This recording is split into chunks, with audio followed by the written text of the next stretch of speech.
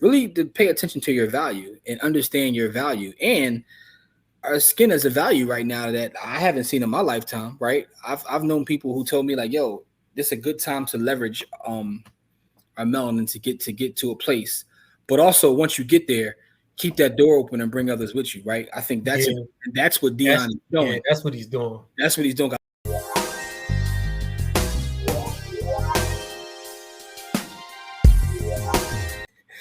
What's up, people? Welcome to this episode of the By the Hood podcast or webcast, because I don't know how you're consuming this content. I'm your host as always. My name is Jimmy. And as we start off every show, that's with gratitude. I want to send a special shout out to all the members from our MDC strategy group. That group is growing, it's changing lives. And I'm very, very proud of the work that we're doing there. Shout out to all the students from By the Hood University, as well as the youth from the By the Hood Ownership Camp. I got my partner in crime, Core. What's up, good brother? Man, living La Vida Loca. Every day above ground's a good day, so I ain't going to complain about nothing. Absolutely, man. And this is our Wednesday pod for those who are not in tune with what we do here at By the Hood. We have our Wednesday podcast where we talk about all issues pertaining to Black wealth as well as personal finance. Just have great conversations, me and my brother. Every once in the blue, you'll see us have a guest on, and we'll talk to that guest. We haven't had guests as often as we used to, because we want to make sure we do a great job of vetting our guests and just not letting anyone on the platform who's saying anything that can get us in trouble. We ain't about that life. So shout out to anybody who's tuning in for the first time. For those that listen every week, we appreciate you. We love the support. We thank you for all the support. But please leave us some feedback, some comments about our podcast. Any specific guests you would like for us to have on, but they got to be legit though. We can't just put anybody on here. We don't want nobody, running the play and getting us in jail, nothing like that. We ain't about that life, right? We want to make sure we bring quality content to our people and have great conversations, man. But Core, how are you, man? I'm doing all right, man. I'm, finding my stride. You know what I mean? Like, yeah. You. I know you over there in Houston now. You know what I'm saying? So, Yeah, man. Just finding my stride. Like, I ain't really set up no roots here. I ain't really, reach out and make no contacts yet. I was just getting my family life together. Yeah. You know what I mean? Moving is a beast, man. Yeah, because I'm still not done. I'm here. So I got the biggest part of the move done, which is getting me here. My question is, how you adjusting to that weather, bro? I'm not. I haven't been out the house. No, listen, I only come out the house to go to the market or go to, pick my kids up from school. So I'm only out in the heat maybe 30 seconds to 45 seconds at a time. Mm-hmm. Like, I don't go nowhere where I got to stand outside longer than 45 seconds to a minute. Like, I got out my car. Me and my wife, our anniversary was on late August. And we went to a restaurant. We parked. It was a packed restaurant. We parked far enough away where we had to walk for like a minute to get to the restaurant. By the time I got to the restaurant, I was sweating, dog. Like, I was like, this is, and we went at night. It was like 97 degrees at 8 o'clock at night. Yeah, it's a different weather. That Texas heat a little different. Yeah, like, yo, man, this is literally for the birds. Like, I don't know what bird is for, but it's literally for the birds. Like, no doubt. All right, so listen, today's topic, man, it's going to be a very interesting topic, man. For those that are watching the video, you see me with my hat on, my WRS, and for those who don't know what that is, that's War Room Sports. It's a sports media company that I'm part owner in. We're actually getting ready to stop our weekly podcast. We had a weekly podcast since 2009, and we're about to approach episode 700. Once we get to 700, we always said we're going to stop, so we're going to stop. But I bring that up because this is a topic that sometimes we would have there, but this is also not just a sports topic. This topic, and we're going to talk about, is really about Black wealth. It's about value. It's about understanding your value in the marketplace. And we want to talk a little bit about Deion Sanders and what he's doing in Colorado. So I want to start the conversation off by saying that when he first went to Colorado, we had talked about it a little bit with Kamari, I believe, on the Black Wealth Project. And, I wasn't necessarily critical, but I'm not going to lie and say that I wasn't. I've always had this thing about HBCU. I have a love for HBCUs. I went to a HBCU, so I have a love for HBCUs. So it was kind of like, it's a nuanced conversation because I didn't necessarily judge him for making a move, because you can never judge a man for making a move that he thinks is right for himself and his family.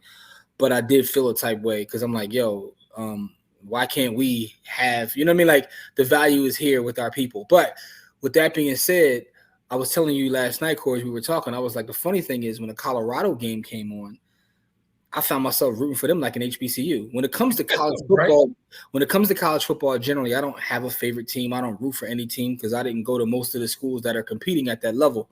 You know, but I found myself like really getting into the game, like, yo, we got to get this first down. I'm like, what do I mean I didn't go to Colorado, but I guess from a political standpoint, I just found myself now rooting for Colorado. So I was telling you that this is an interesting topic because of the value that he has brought to that institution. And that relates to kind of us on an everyday level when we talk about skills that we've built up, talents that we've built up, and understanding our value as we go from place to place. Now, I'll relate this to you for a second and then then give you the mic, or the floor rather. You're an educator, right? But you went to school, you went to certifications, you went to training, you have paperwork, which adds a value. So as you move from school to school, and now you move to a whole different state, when you look for opportunities to get paid, but also to share your gifts, you have to understand what your value is, right? Yep. And we're gonna get into the data in a second. I'm gonna show a little bit of data about the value that Deion has brought to Colorado. But what are your overall thoughts about the value that he's brought there, and how did you feel watching that first game at Colorado? Sort of like you did. Like, I was like, ooh, they getting busy. Like, you know what I mean? Like, I found myself rooting for Colorado. I do have a favorite college team because I grew up rooting for a team, but I don't know if they're my favorite team just this year. And plus, the coach from my favorite team had beef with Deion. So, whoa, who your squad? Bama? Yeah, I knew he was gonna say that. I mean, my dad from Alabama. I grew up an Alabama fan. I've been rooting for Alabama since I was 5 years old. I got it. So, and then, since the coach had beef with Deion, you know what I mean? Like, I don't know, man. Like, this year I'm rooting for Deion and them. But we as far as value in the marketplace, Deion always knew his value in the marketplace. Because, like I was telling you, he created a persona to make money when he was coming out of college, so he can make money. Like, primetime was all persona. He was like, I created that so that I can get to a bag. He also understands marketing and promotions because my man had 2 hit #1 records. He played, baseball, football. My man had, he was everywhere doing everything while he was in his prime. So he understands from that perspective that he's valuable. You know what I mean? Like, and then on top of that, something that you said is that everywhere he's been and everything he's done, he's performed well. Yeah. Like, he's never failed. Yeah. When he was at Florida State, they was playing for the, they played for the Natty. He got into the pros. He was the deciding factor. He's won everywhere he's been, even in baseball. He was the deciding factor in championships at the pro level. He was, he played in the World Series. So, like, something about him inspires winning and money. So he has a value in the marketplace that is defined by many different things. But we talked about this last week with Buffett. Like, what I mean? Like, Good point. We talked about this understanding your value and how to leverage it. We talked about from leveraging the value you have in whatever marketplace that you're in. Let me ask you a question personally, though, right? If you want to get into it, like, how have you had an issue doing that? Like, in your work, like, if you go to a new I never have an issue because I don't accept less than what I'm like. I'll bounce because I know I have a specialized skill set. I'm Black and I'm a man. In a place where Black people don't really have a spot and where men generally don't even venture into. Mm-hmm. So generally, when I go to a place, I get paid more than every teacher there. Yeah, it's funny you say that because I've heard like friends of mine that work in education say there's such a need for Black men in education, that now is a great opportunity to not only get into this space but to move up in the ranks, because I guess Yeah, black like men, at the black men are last few and school I far was between. at, the only person that made more than me probably was the principal. Yeah. All right. So that's an interesting, like, conversation about, so, for everybody listening or watching the video, let us know about like yourself in the marketplace, whatever you work in. You could be an accountant, you could be a doctor, lawyer, engineer, you could be an artist, Yeah. like understanding your value. But let's talk a little bit about some of this data about the value that he's brought to this institution, right? So for those that are listening, I have a couple slides I'm just going to show. I'll read them out loud. If you're listening, if you're watching, you can, just follow along. This was a tweet from Joe Pompliano. He says, and he actually got the data from a TickPick, which, tracks like tickets in different arenas or what have you. He said you could have attended every Colorado home game last year for $222 total for every home game. But the get-in price for this Saturday's game against Nebraska is $476 for that one game, right?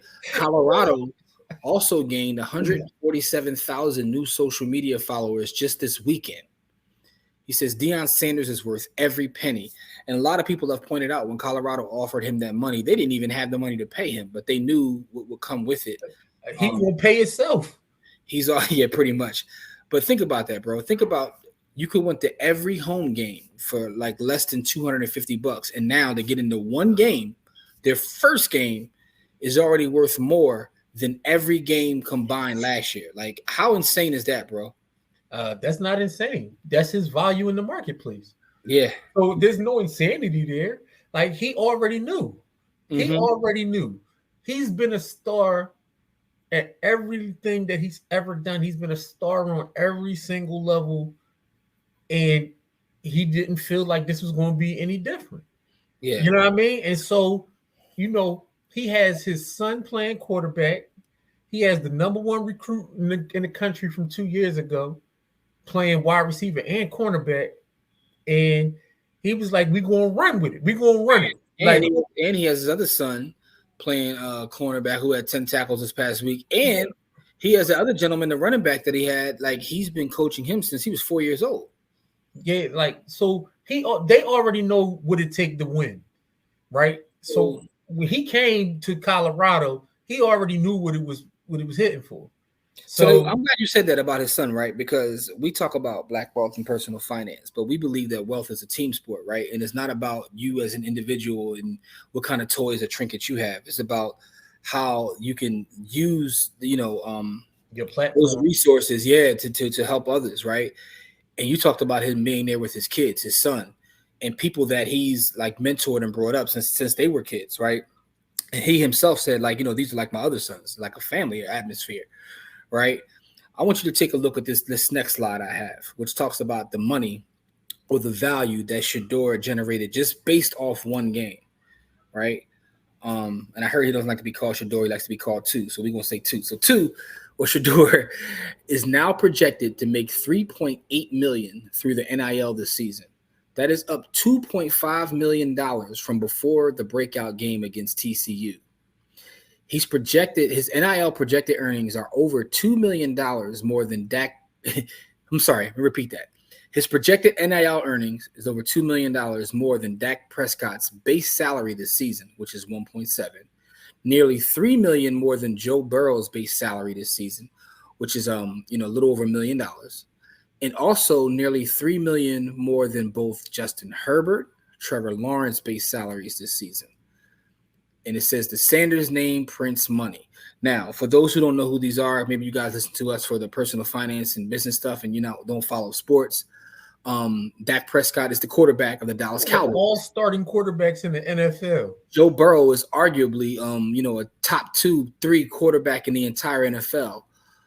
Justin Herbert is one of the young talents playing quarterback in the NFL, as is Trevor Lawrence for the Jaguars.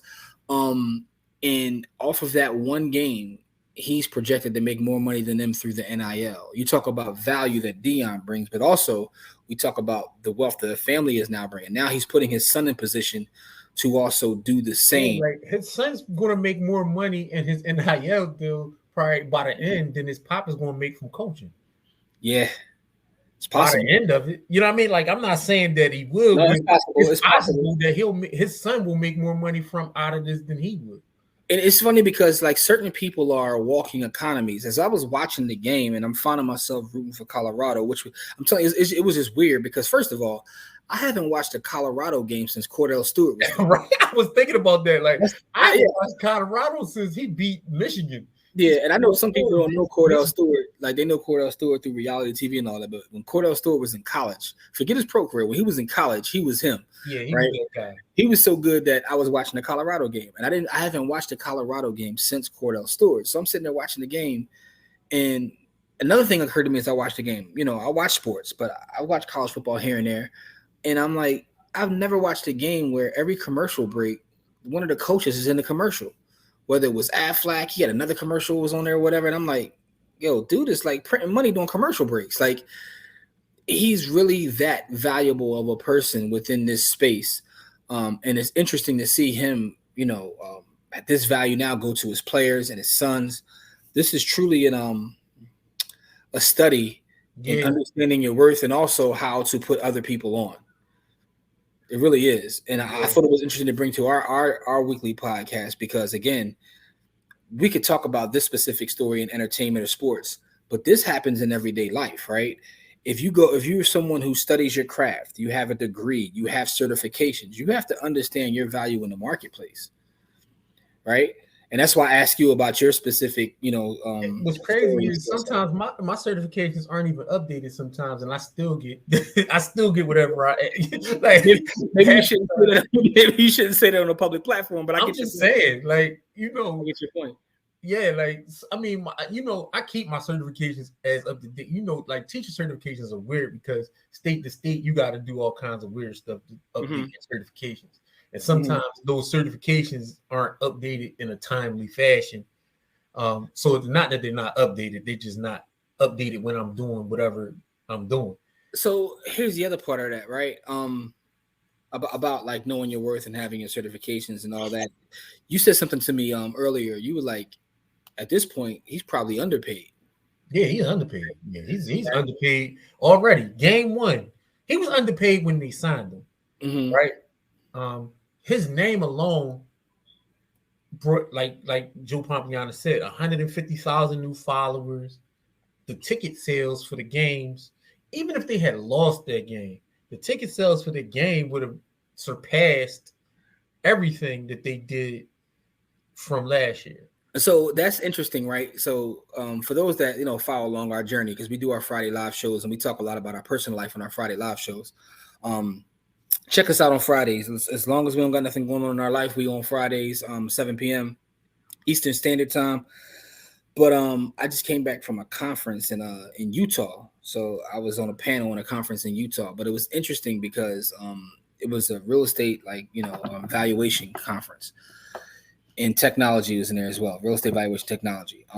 And what I realized in there is there are Deion Sanderses, for lack of a better term, in every industry. In every industry. There are certain people when they walk in the room, they have a presence. Their value is at a different level. And I was sitting there thinking about it as I was going down. So I was on a flight coming back from there after sitting through some of the sessions. And I'm like, you know, certain people are rock stars in their industry. But I was on a flight and I'm going through my iPad. I'm looking at like the different magazines, right? And I'm like, yo, there's like a magazine for everything. And then in every space, there are rock stars, right? So if you're in the medical profession, there's certain doctors that me and Corey may not know, but you know who they are, the surgeries they've done, like they're rock stars.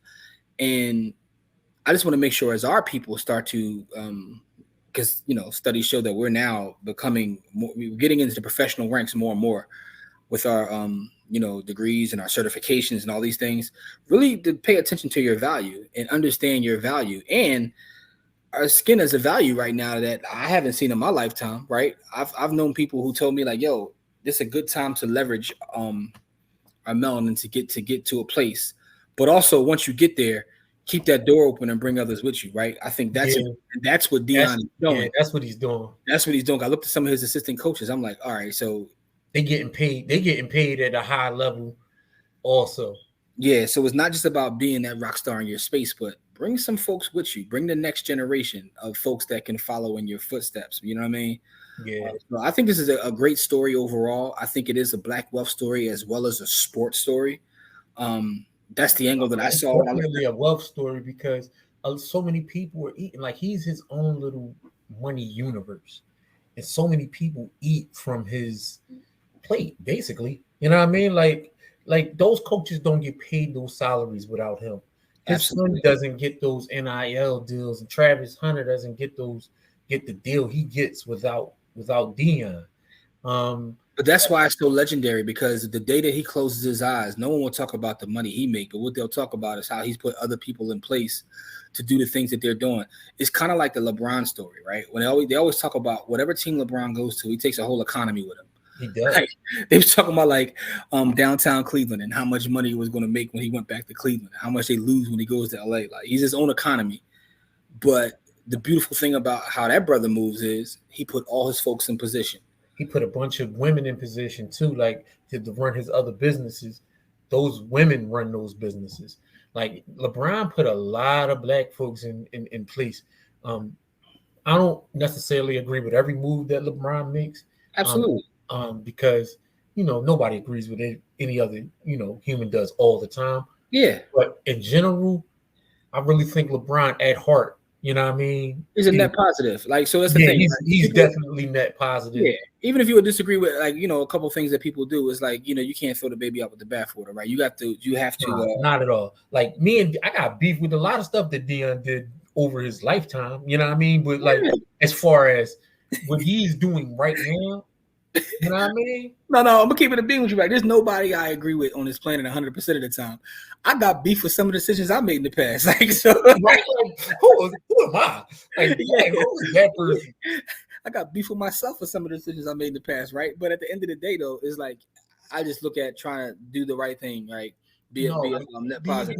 these brothers are doing it right because they help a lot of, like, we talk about black wealth, so we ain't talking about because these white institutions is making money off of them, and we're not even talking about that.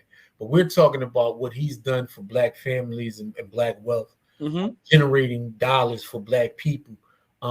He's taken those institutions which were going to make money anyway and used them to help to make money for the folks around him. Yeah. Part of the reason why he left Jackson State is because those opportunities weren't available.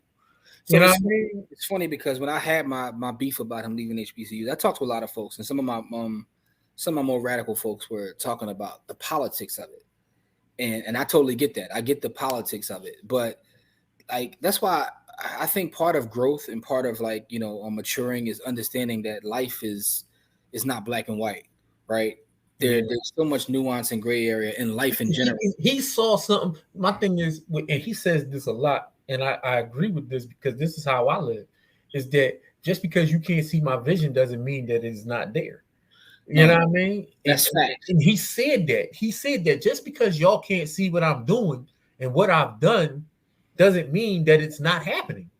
Yeah. So it's the politics of it, right? But then this gets into a deeper conversation of why he had to leave there to fully maximize his wealth, right? So he's a walking wealth machine, right? Let's say, in order for him to fully maximize it, he had to go into a different space. And that's a deeper conversation because that now gets into history.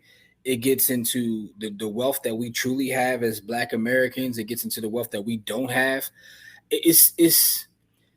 And again, it comes from me reading data like pretty much every day. I'm looking at data. 99% of the time is real estate data, but I always look at wealth data. And every time I read wealth data, it's like I really question. It's getting to a whole deeper conversation, Corey. But I really question like we do work with people and families all the time, and people have literally told us like, "Yo, man, you changed my life."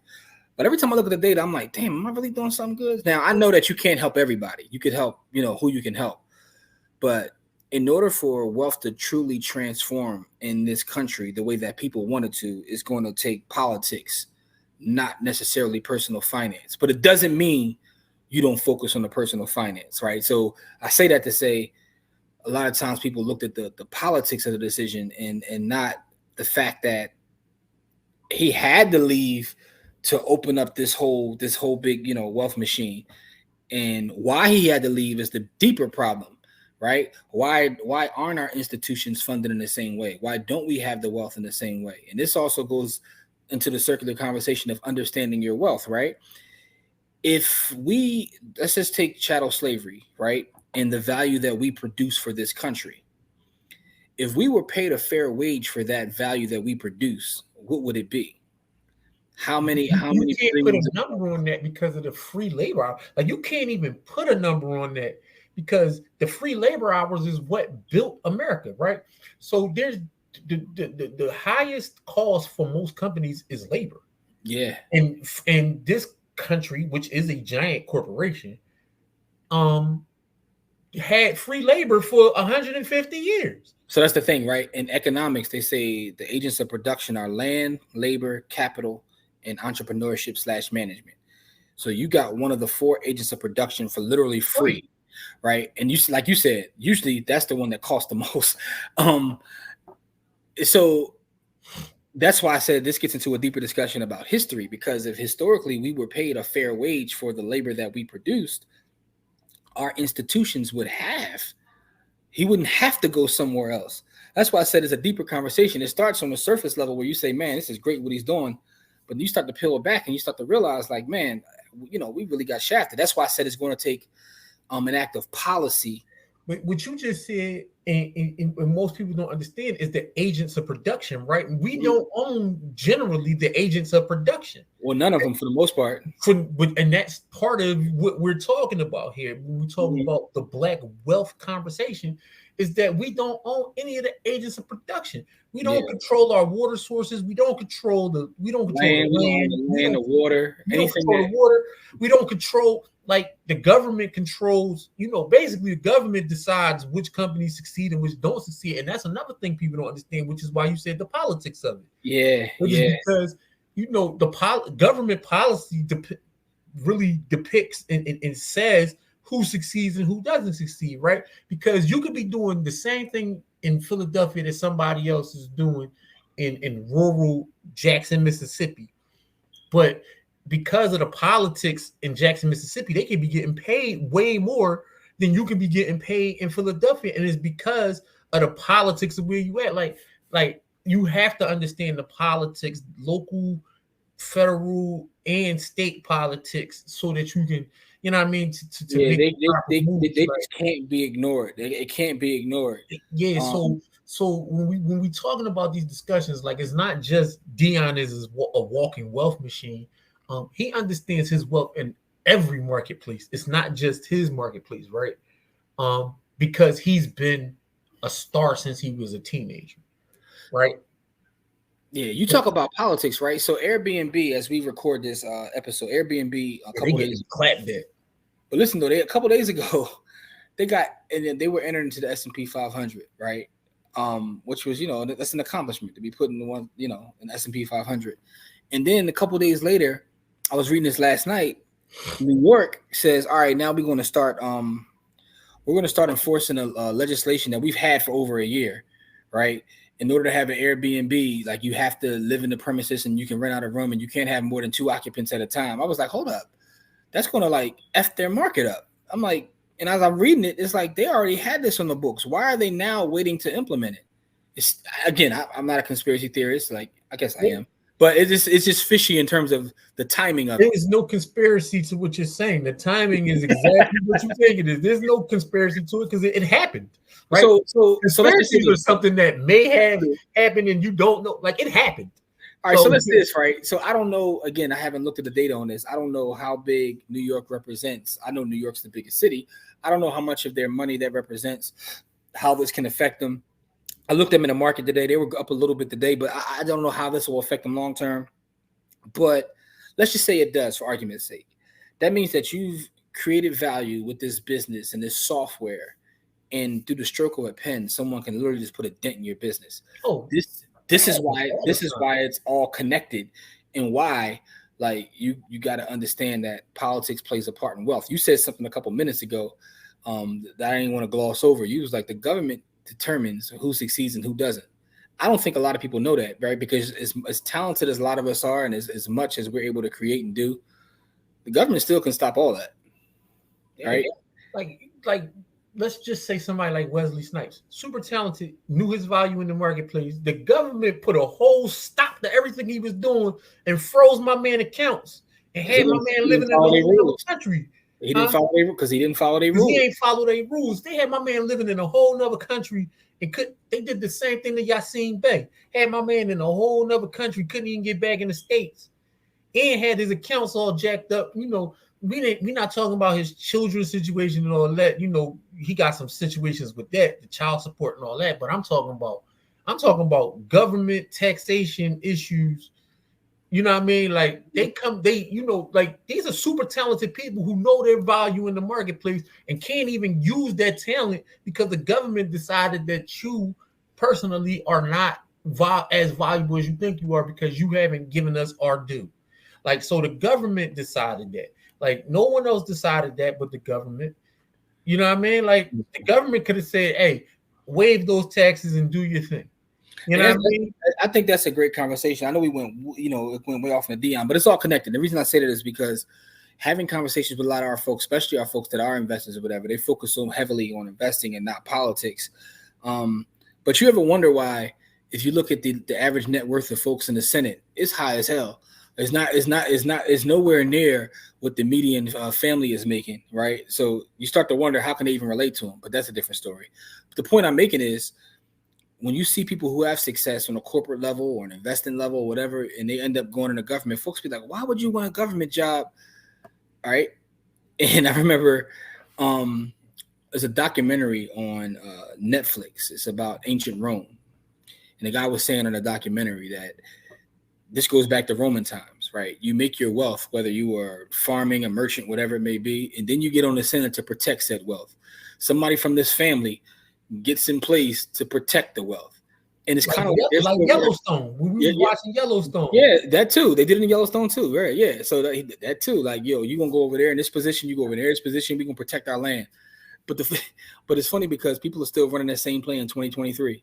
Because that's like, there are things that are timeless, right?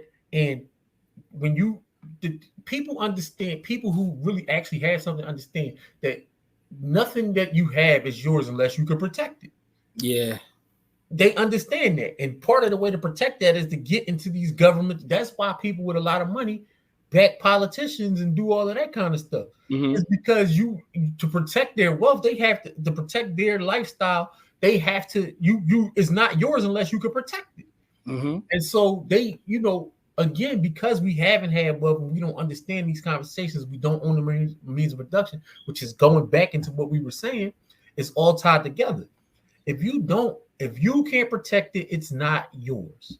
It's also why you see some wealthy people outside of their values, why you see them shunning away from even letting people know their wealth, right? Yep. Because that's a whole nother way of protecting it. I'm protecting it by not letting you know that I have it. Yeah, it don't exist to you. You don't know it's there. So that's my way of protecting it. Yeah. So I think we as we always do. It's a great conversation though, but I think it's all tied together because my man recognizes value in the marketplace. He's opened it up, made us all Colorado fans for at least a year, and helped his team, his family, literally get pieces on the way, man. So I think this is a great story. It's a Black wealth story, a sports story. Yeah, man. So I need them to run the table, dog. I need them to run the table. I don't know if that's possible. They have a murderous schedule. I was looking at their schedule like, oh my God, they got a crazy schedule. They do, but they got talented people. And I guess the one thing I'll always remember is they were 1-11 last year and lost already. They even with last year already. Yeah, so if he win one more game this year, then he already doubled up. So that's a success. But I mean, it's already a success. So I just want to salute him for what he's able to do for everybody around him. The questions that I want to leave our audience with, for those listening or watching, is some of the strategies you use to protect your value in the marketplace, right? Protect your value in the marketplace. And also, what are your thoughts on Deion and the start that he's had and what he's been able to do in terms of like helping folks around him, whether it's his assistant coaches, whether it's his sons, his other players, and just the value that he's brought to them as well. What are your thoughts on Deion in Colorado, if any? Please leave us feedback. Leave comments in the YouTube section. If you're listening to the audio, you can always send us I don't know, is it called a tweet or X, whatever it may be. Shoot us a message on X, Twitter, whatever you want to call it. Also on Instagram, we're at By the Hood. We're on TikTok at By the Hood. Basically everywhere is at By the Hood. But give us some feedback about Deion, this episode, and please share, like, comment, subscribe, all the YouTubian stuff, as Dr. Umar says, all the YouTubian stuff.